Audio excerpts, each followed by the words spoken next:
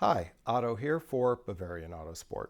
In today's video, we're going to be installing a high-performance free-flow muffler on a typical BMW.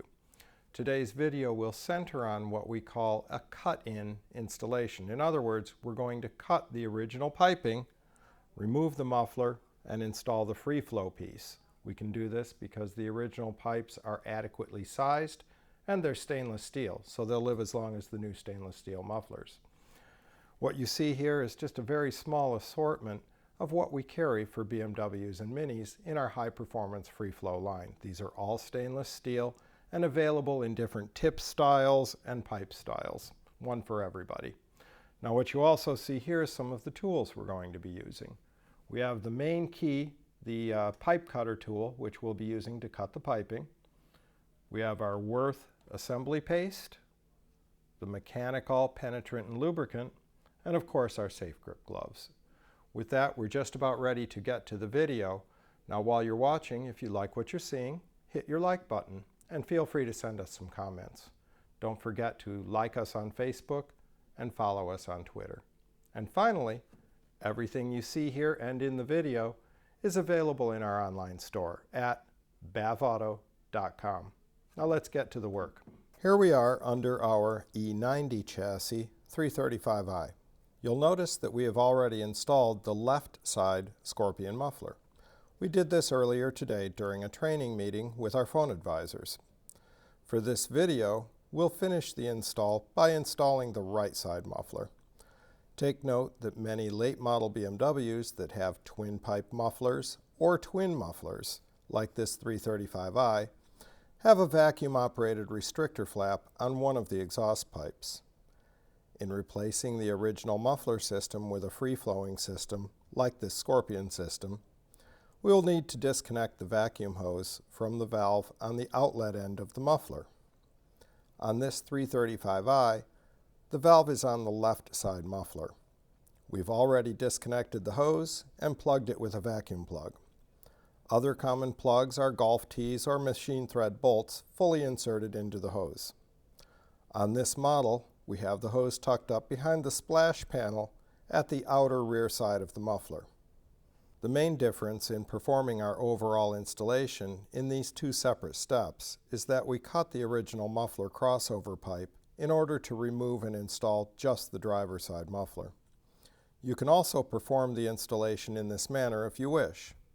However, we suggest that you do not cut the crossover pipe, but instead cut both muffler pipes and remove the mufflers as one assembly. Now, let's get started by donning a pair of our safe grip gloves. You'll find these in our online store. Before we do any pipe cutting, we need to accurately mark the cut location on the pipe. To do so, hold the Scorpion muffler below the original muffler. Align the tips and the forward end of the pipe as well as the hangers. You'll need a helper or a jack to support the muffler while positioning it. Once you're satisfied with the positioning, mark the original pipe in a location that will allow about 2 inches of insertion into the new Scorpion muffler inlet pipe. Position the tubing cutter tool on the exhaust pipe at the marked location. Turn the handle to tighten the cutter jaws around the pipe. Don't tighten so much that you distort the tool.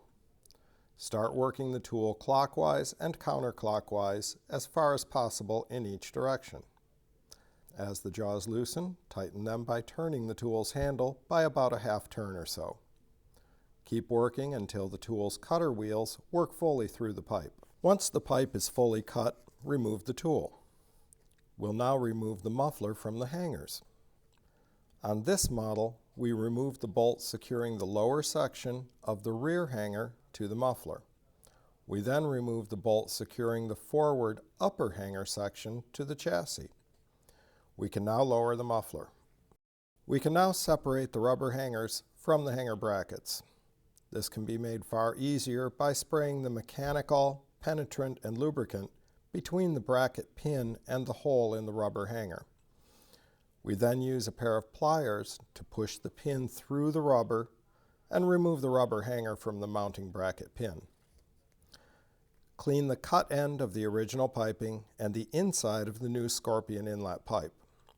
Apply the Worth exhaust assembly paste to both the outside of the original pipe and the inside of the Scorpion inlet pipe.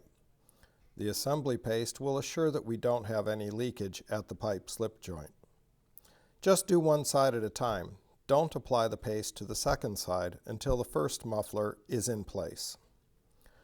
Install the forward rubber hanger to the mounting pin on the Scorpion muffler, along with the upper bracket. At the rear, we'll install the rubber hanger to the upper chassis hanger pin. Don't forget to spray all of the pins and the rubber hangers with the mechanical. Slip one of the pipe clamps over the inlet pipe on the Scorpion muffler and raise the muffler up into position to slip the inlet pipe over the end of the cut original pipe. Move the muffler up into place and insert the rear muffler hanger pin through the rubber hanger.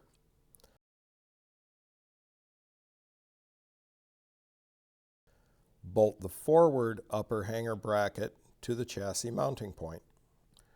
Once we have one side mounted, we'll mount the other side in the same way. Don't forget to use the assembly paste. We can now work on aligning the exhaust tips within the valance cutouts. We'll want both sides to be symmetrical as they exit the cutouts, in addition to the exit length end being clocked properly. In other words, the centers of the top of the tips are at 12 o'clock. During the alignment process, be sure to check that the piping is not interfering with or touching any of the chassis components. Once both mufflers are positioned, start tightening the clamps. Get the clamps snug, then go back and check the tip alignment.